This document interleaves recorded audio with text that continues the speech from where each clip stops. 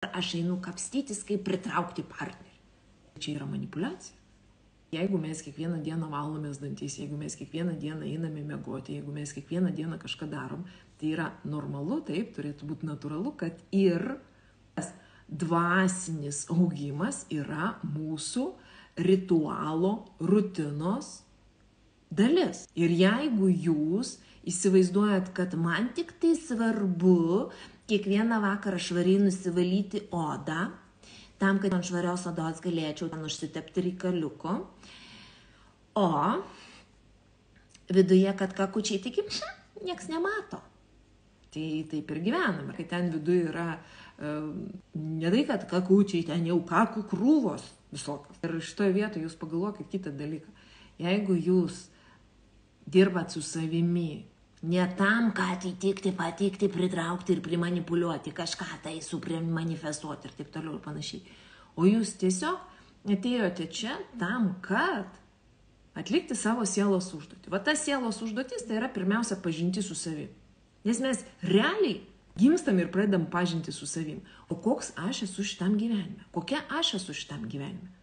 Koks yra mano charakteris, kokie yra mano talentai, kur yra mano ožiai, kur yra mano isterikos, kur yra mano ribos, kokie yra mano tikslai, kaip aš moku bendrauti su kitais žmonėmis, aš gyvenu su atvira širdim, ar aš tik tai su kalavijais mojuoju.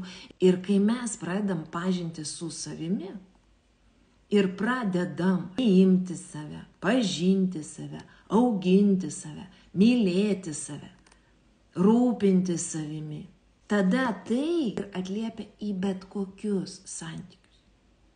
Visiškai nesvarbu, ar tai yra romantinė partnerystė, ar tai yra santykiai su tėvais, ar tai yra santykiai su broliais seserim, ar tai yra santykiai su giminaičiais, ar tai yra santykiai su draugais, ar tai yra santykiai su kolegom, ir šiaip santykiai su nepažįstamais žmonėmis. Jeigu jūs nenorite augti, tai ką čia dabar man reikia tvarkytis ir kapstytis, o kas jūs su bizūnu kažkas verčia? Nu, nenorit, nesitvarkykit, rūkit ten, apaukit pelėsiais ir kerpėm, stovėsit pelėsiais ir kerpėm apaugus didinga.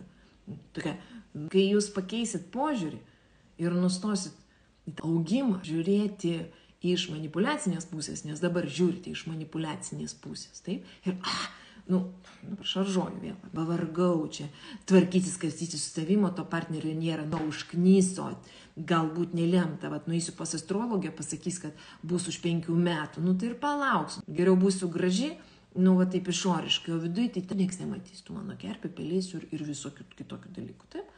Tai sėkmės, būkit, čia jūsų pasirinkimas.